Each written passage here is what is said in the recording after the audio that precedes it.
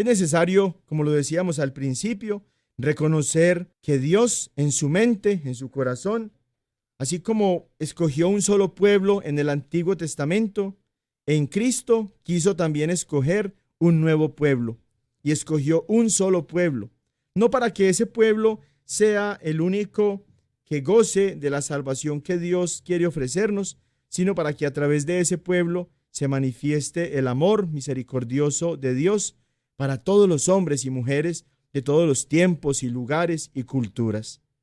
Y esa iglesia, ese nuevo pueblo de Dios, Dios lo fundó en la persona de su Hijo.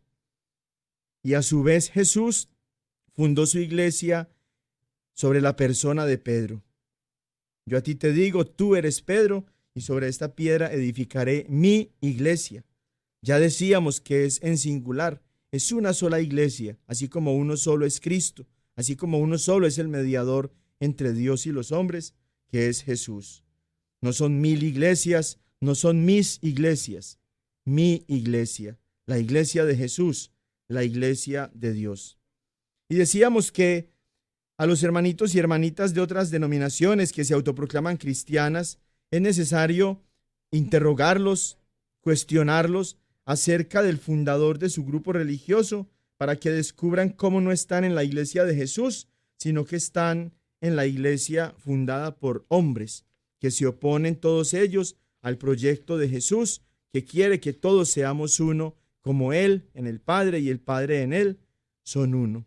Y para que a través de esa unidad se manifieste que Dios lo ha enviado y que nos ha enviado a nosotros. Nuestro Señor Jesucristo, el Hijo de Dios, hecho hombre, dio su vida en la cruz para salvar a los hombres del pecado y el poder del demonio. Fundó su iglesia para continuar su obra de salvación, única y exclusivamente a esta iglesia que Él mismo fundó. Él confió su misión, su evangelio, es decir, su buena noticia, que es el mismo, su autoridad y sus poderes divinos para predicar, bautizar, hablar en su nombre, perdonar los pecados en su nombre y salvar a los hombres. Sin embargo, 16 siglos después de Cristo, Martín Lutero, que era un sacerdote católico que por sus ideas revolucionarias fue excomulgado, inventó la teoría de la libre interpretación de la Biblia. Esta falsa enseñanza antibíblica de la libre interpretación produjo unas 36,000 sectas diferentes y opuestas, que sin ningún derecho se apropiaron del Evangelio, utilizándolo contra la legítima iglesia. Para hacerse aceptar, todas estas sectas pretenden ser iglesia de Jesucristo. Hoy en día muchos fundan su iglesia y predican la Biblia a su modo, haciendo discípulos y sembrando confusión y división entre los católicos que están todavía ignorantes en su fe. Llama la atención cómo el blanco de todos estos grupos no son los que ya están militando en otros grupos autoproclamados cristianos, sino que son fieles católicos. Nunca vemos a un testigo de Jehová, por ejemplo, tratando de convencer y de convertir a bautistas o a luteranos. Nunca vemos a un pentecostal tratando de convencer y de convertir a los de la iglesia episcopaliana. Nunca vemos a los mormones tratando de ganarles a través de ideas y de textos bíblicos a hermanos de otras sectas. Solamente todos ponen sus ojos y lanzan sus ataques en contra de nosotros, la Iglesia Católica. ¿Por qué será? Porque Jesús nos advertía cuando prometía también fundar su iglesia que el infierno iba a estar tratando de destruir la iglesia, pero los poderes del infierno no prevalecerán contra ella. Sería fruto del Espíritu Santo que Cristo nos envió toda esta división, todos estos conflictos, todo este odio que se ha enraizado en el corazón de tantas hermanas y hermanos en contra de su iglesia, en contra de la Eucaristía, en contra de la Virgen María, en contra del Papa, en contra del sacerdocio, en contra de los sacramentos. ¿Reconoce Cristo a estas 36,000 iglesias como suyas o las rechaza puesto que Él no las fundó y a nadie más dio autoridad para fundarlas? Frente a la confusión y desorientación provocadas por las sectas y los falsos profetas, para no dejarse engañar y perder eternamente, Jesús nos advierte: Guárdense de los falsos profetas que vienen a ustedes con disfraces de ovejas, pero por dentro son lobos rapaces. Por sus frutos los conocerán. ¿Acaso se recogen uvas de los espinos o higos de los abrojos? Así, todo árbol bueno da frutos buenos, pero el árbol malo da frutos malos. Jesús nos está advirtiendo entonces en Mateo capítulo 7, versículos del 15 al 20, cómo muchos falsos profetas, disfrazados como ovejas, aparecen en medio del rebaño para causar división, confusión, para causar caos y para destruir el pueblo de Dios. ¿Cómo saber entonces con certeza cuál es la verdadera iglesia que Jesús fundó? Ya decíamos nosotros en las pasadas 2 catequesis cómo nos fundamentamos no solamente en la Biblia, porque por más que los textos bíblicos que nos hablan de la iglesia claramente nos manifiestan que la iglesia católica es la iglesia fundada por Jesús. Muchos hermanos y hermanas a lo largo de la historia han tomado esos mismos textos bíblicos y los han tergiversado, los han cambiado para sus propios propósitos y beneficios. Por eso, además de las Sagradas Escrituras, además de la Biblia, tenemos el fundamento de la historia que, como decíamos, no puede ser borrada. Los hechos históricos, una vez hechos por nosotros como seres humanos, ya no pueden ser borrados de la historia, ni de los libros de historia tampoco, y están allí. Y a lo largo de estos 2000 años, toda la historia de nuestra iglesia, los hechos buenos, pero también aquellos hechos en los que hombres y mujeres dentro de nuestra iglesia han cometido errores y han hecho cosas malas, están ahí, escritos en la historia. La iglesia no ha buscado esconderlos o ocultarlos. El Papa Juan Pablo II, San Juan Pablo II ahorita, y el Papa Francisco han pedido perdón por esos hechos que cualquier hermano, católico o no católico, creyente o no creyente, pueden encontrar en la historia. Y el tercer fundamento para nosotros afirmar que la Iglesia Católica es la iglesia fundada por Jesús, como decíamos, es la sucesión apostólica. Esa presencia del Espíritu Santo ininterrumpida por ya más de 2000 años que se ha comunicado a través de quienes de manera legítima, inspirados por el Espíritu Santo, han sido sucedidos unos a otros y que nos permite llegar al Papa 266 en la historia de nuestra iglesia, que es el Papa Francisco, y que también está presente en todos los obispos, sacerdotes y diáconos, todos ellos ordenados legítimamente bajo el sacramento fundado por Jesús, instituido por Jesús, que es el de la ordenación sacerdotal. Toda persona que es lógica y cree lo que dice la Biblia, quiere hacer lo que es la voluntad de Dios, debería aceptar los siguientes principios que son fundamentales para todos aquellos que nos decimos creyentes, no solamente en Dios, sino en lo que Él ha revelado en la Biblia. En primer lugar, que Cristo no escribió una Biblia. La única vez que vemos a Jesús escribiendo algo es cuando con su dedo está escribiendo sobre la arena, por allá en Juan capítulo 8, cuando le presentaron a una mujer sorprendida en adulterio. Pero Jesús no escribió ningún libro, ni mandó a los apóstoles a que escribieran ningún libro. Él los mandó a predicar, los mandó a evangelizar, los mandó a ser discípulos, los mandó a bautizar. Y después, y a ser discípulos a todas las gentes, bautizándolas en el nombre del Padre, y del Hijo, y del Espíritu Santo, y enseñándoles a guardar todo lo que yo los he mandado. Mateo 28, del 19 al 20. Quien a vosotros escucha, a mí me escucha. Quien a vosotros rechaza, a mí rechaza. Quien me rechaza a mí, rechaza al que me ha enviado. Lucas 10, 16. La iglesia de Cristo, la iglesia que Cristo fundó, debe necesariamente tener 21 siglos de existencia, puesto que Cristo vivió hace más de 2000 años en esta tierra. Y vale la pena preguntarnos a lo largo de toda la historia de la iglesia, ¿dónde estaban los evangélicos en el año 100, en el año 1000 o en el año 1400? Ellos no existían.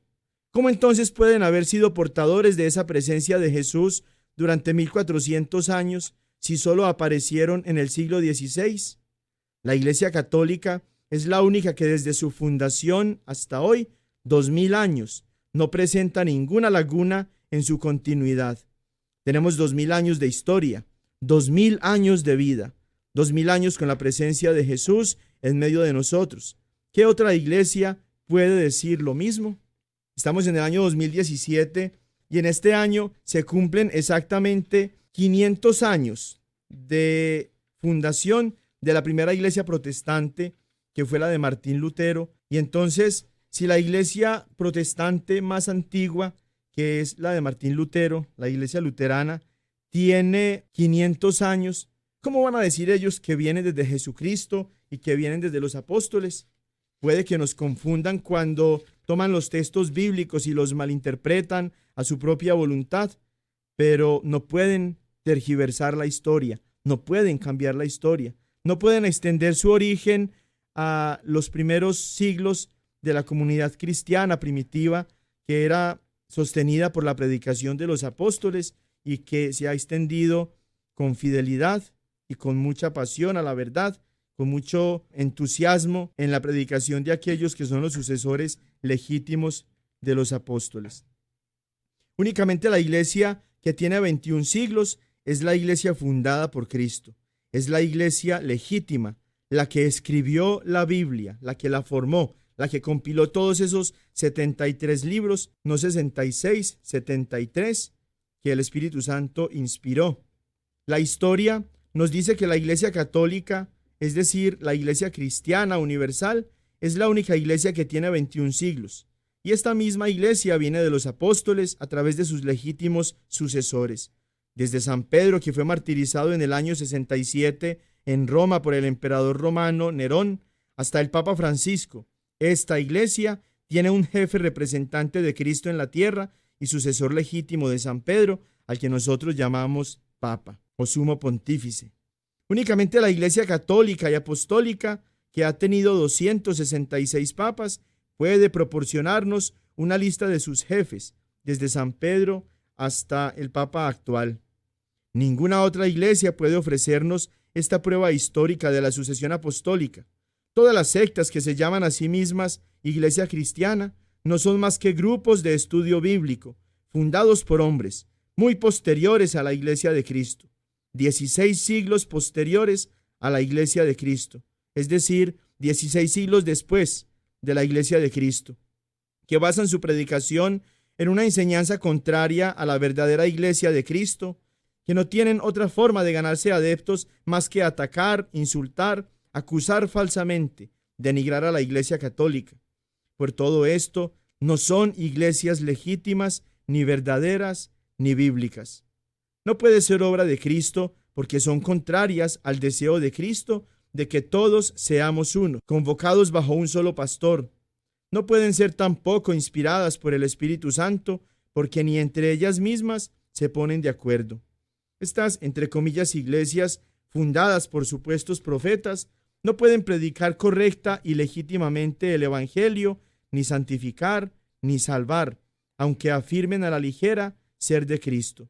Son, por el contrario, instrumentos de perdición que confunden a la gente, en especial a los cristianos católicos e ignorantes de su fe, ya que Cristo mismo afirma que surgirán muchos falsos profetas y extraviarán a muchos.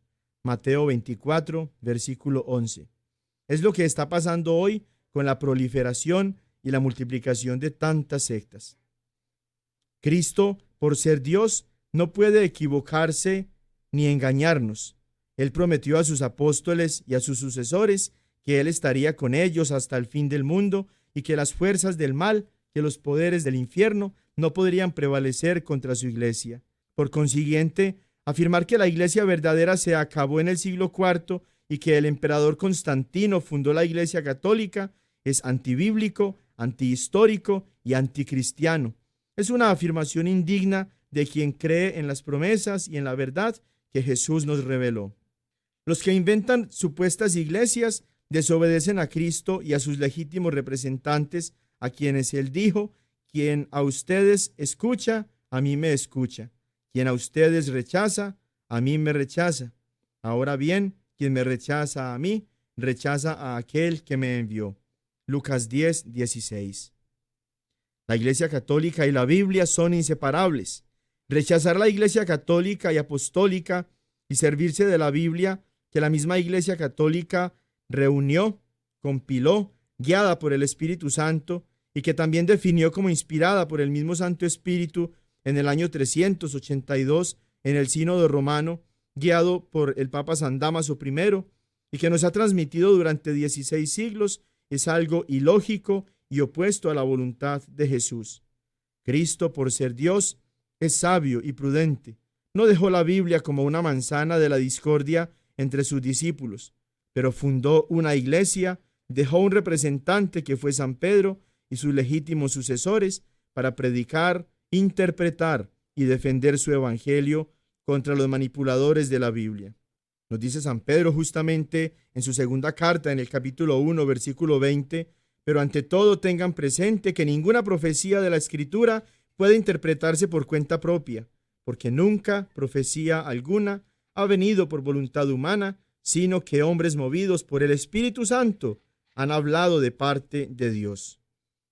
Se sorprende San Pablo cuando a los Gálatas les escribe en el capítulo 1, versículos del 6 al 9, me maravillo de que abandonando al que os llamó por la gracia de Cristo, os paséis tan pronto a otro evangelio.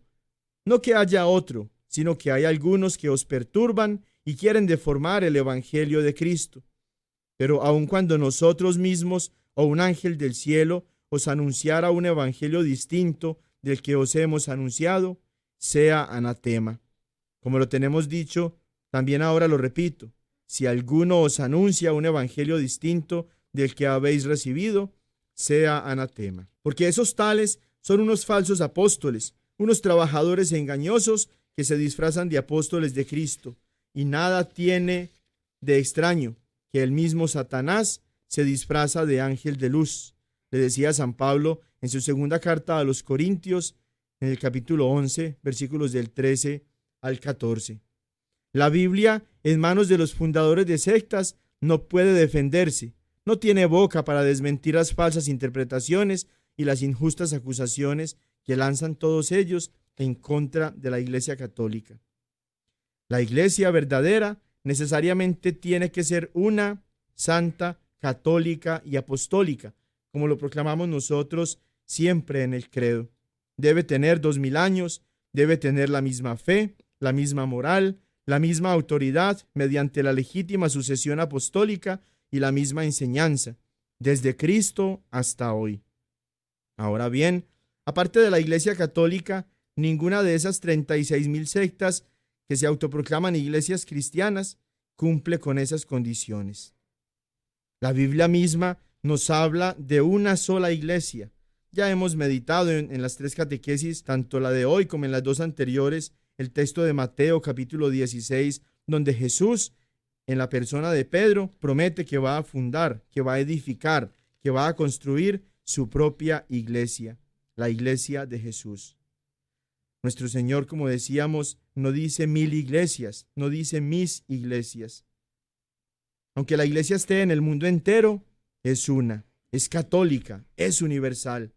Nuestro Señor nunca habló de varias iglesias. Al contrario, nos advierte de no dejarnos engañar y de dejarnos extraviar por supuestos profetas que hacen su negocio con la Biblia. La iglesia debe ser también católica y apostólica. Así como Cristo es el único mediador entre Dios y los hombres, como nos dice San Pablo en la primera carta a Timoteo, en el capítulo 2, versículo 5, así la Iglesia Católica es la única iglesia que conduce a Jesucristo, puesto que ella sola fue fundada por Él para continuar su obra. Ella sola recibió al Espíritu Santo y la promesa de ser asistida por Él hasta el fin del mundo. Hechos capítulo 1, versículo 8, Mateo 28, versículo 20. Ella sola es la iglesia del Dios viviente, columna y sostén de la verdad. Primera de Timoteo, capítulo 3, versículo 15. Solo la Iglesia Católica es de la cual la Biblia habla. Separarse de ella es renunciar a Cristo. Que esta iglesia tenga hijos y ministros buenos o malos es otro asunto. Así como en el mismo grupo de los apóstoles ya había quienes escuchaban a Jesús y más sin embargo uno lo traicionó, uno lo negó, los demás se escondieron y se escaparon cuando Jesús fue arrestado. Así también hay debilidad humana en nuestra iglesia, porque todos nosotros somos pecadores. Cristo, que es el pontífice y el sacerdote supremo del Nuevo Testamento, como nos lo dice de una manera muy hermosa el autor de la carta a los Hebreos en los capítulos 4 y 5, formó a los apóstoles y les comunicó sus poderes. Los apóstoles, que son los enviados y los depositarios exclusivos de la autoridad de Cristo, antes de morir, dejaron sucesores legítimos. Esto es, formaron otros presbíteros y obispos a quienes dieron el poder y la misión de predicar conforme a la fe que ellos habían recibido, que predicaron y que también transmitieron.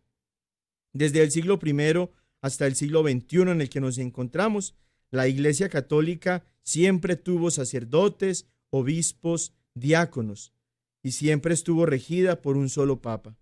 Ella sola tiene esta sucesión apostólica legítima. San Pablo escribe a su discípulo el obispo Tito: te he dejado en Creta, que era una isla griega, para que arregles las cosas que faltan y para que constituyas presbíteros en cada ciudad, como yo te ordené. Los presbíteros son los sacerdotes. El mismo San Pablo dice a los fieles de la ciudad de Corinto: os alabo porque observáis las tradiciones conforme os las he transmitido. Primera de Corintios 11, 2. Y también en segunda de Tesalonicenses 2:15, mantened firmemente las tradiciones en que fuisteis adoctrinados, ya sea de viva voz, ya sea por carta nuestra. Una secta que nació 2000 años después no ha visto nada, no ha recibido nada, no escuchó nada, no tiene ninguna tradición apostólica. Cada pastor piensa diferente e interpreta la Biblia de manera diferente. Por eso esas 36,000 iglesias cristianas, como se llaman ellas, que existen, no se ponen de acuerdo. Por eso esas iglesias giran en torno a lo que enseña el pastor de turno. La iglesia, en cambio, no depende de los pastores ni de si son buenos o malos. Nuestra iglesia se fundamenta en Cristo, que es nuestro único Salvador. Todos ellos fallan en reconocer esta verdad, porque no entienden qué o quién es la iglesia. La iglesia es el cuerpo místico de Cristo. San Pablo nos dice en Colosenses capítulo 1, versículo 18, Él es también la cabeza del cuerpo, que es la iglesia. Él es el principio, el primogénito de entre todos los muertos, para que Él sea el primero en todo. Efesios capítulo 1, versículos del 22 al 23 nos dice: sometió Dios todo bajo sus pies y le constituyó cabeza suprema de la iglesia, que es su cuerpo, la plenitud del que lo llena todo en todo. Y en esa misma carta de San Pablo a los Efesios, en el capítulo 4, versículos del 11 al 13, se nos dice: Él mismo dispuso que unos fueran apóstoles, otros profetas, otros evangelizadores, otros pastores y maestros, para la adecuada organización de los santos en las funciones del ministerio, para la edificación del cuerpo de Cristo, hasta que lleguemos todos a la unidad de la fe y del conocimiento del Hijo de Dios, al estado de hombre perfecto, a la plena madurez en Cristo. También en esa misma carta de San Pablo a los Efesios, en el capítulo 5, versículos del 29 al 30, se nos dice: porque nadie aborrece jamás su propia carne, antes bien la alimenta y la cuida con cariño, lo mismo que Cristo a la iglesia, pues somos miembros de su cuerpo. San Pablo también, en la carta a los Romanos, en el capítulo 12, versículos del 4 al 5, dice: pues así como nuestro cuerpo en su unidad posee muchos miembros y no desempeñan todos los miembros la misma función, así también nosotros, siendo muchos, no formamos más que un solo cuerpo en Cristo, siendo los unos para los otros miembros. Jesús no tiene 36,000 cuerpos. Jesús, que es nuestra cabeza, tiene un solo cuerpo, que es la iglesia. Juan capítulo 15, versículo 5, yo soy la vid, vosotros los sarmientos. El que permanece en mí y yo en él, ese da mucho fruto, porque separados de mí no podéis hacer nada. Y como sabemos, los protestantes se llaman protestantes, y por más que en la historia se quieran cambiar el nombre para borrar ese rasgo de que se alejaron de la iglesia de Jesús para formar sus propias iglesias, lo hacen precisamente como separados. Como protestantes se separaron, se apartaron de la verdadera iglesia de Jesús. Cristo amó a su iglesia y se entregó por ella. ¿Por qué no voy yo a amar a la iglesia de Cristo a quien Él amó tanto en tan alto grado? Tú que te dices cristiano, afirmas que la iglesia no es importante o que no la necesitas o que no sirve para nada. ¿Estás con esto afirmando que el amor sublime de Cristo en la cruz y su entrega hasta la muerte por la iglesia para santificarla no significan nada? ¿Y todavía te atreves a decir que la sangre de Cristo te cubre? Si a ti ni te importa la sangre de Cristo, porque si te importara, deberías amar a esa iglesia por la cual Jesús derramó su sangre. Vamos a meditar en una hermosa canción que nos muestra precisamente la naturaleza de la iglesia. No es el grupo de los obispos y sacerdotes y diáconos. Somos todos nosotros que nos hemos unido a Cristo como su cuerpo a través del bautismo.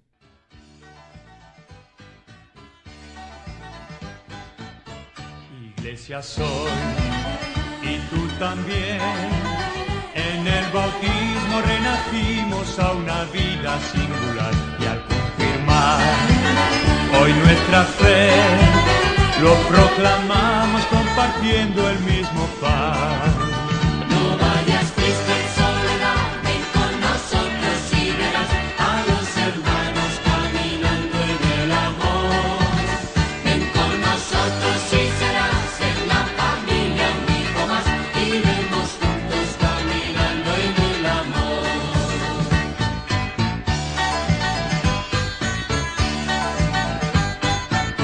Yo la veré envejecer, pero a mi madre aún con arrugas y defectos la quiero más, pues sé muy bien que he envejecido sin dejarme de querer.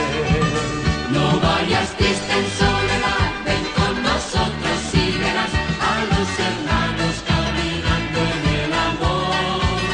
Ven con nosotros y serás en la familia un hijo más, iremos juntos caminando en el amor.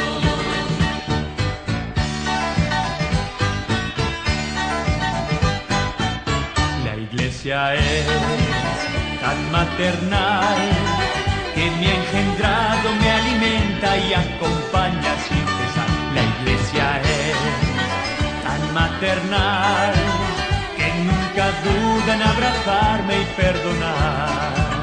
No vayas triste en soledad, ven con nosotros y verás a los hermanos caminando en el amor. Ven con nosotros y serás en la familia un hijo más, iremos juntos caminando en el amor.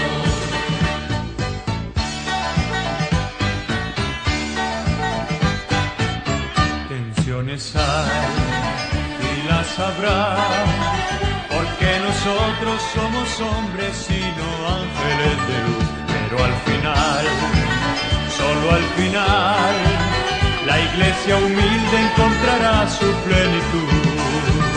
No vayas triste en soledad, ven con nosotros y verás a los hermanos caminando en el amor. Ven con nosotros y serás en la familia un hijo más, iremos juntos caminando en el amor. Iremos juntos caminando en el amor. Nadie tiene amor más grande que el que da su vida por sus amigos. Tanto amó Dios al mundo que le dio su propio Hijo para que todo el que crea en Él no perezca, sino que tenga vida eterna. Ya no los llamo siervos, los llamo amigos, porque les he dado a conocer todo lo que recibí de mi Padre.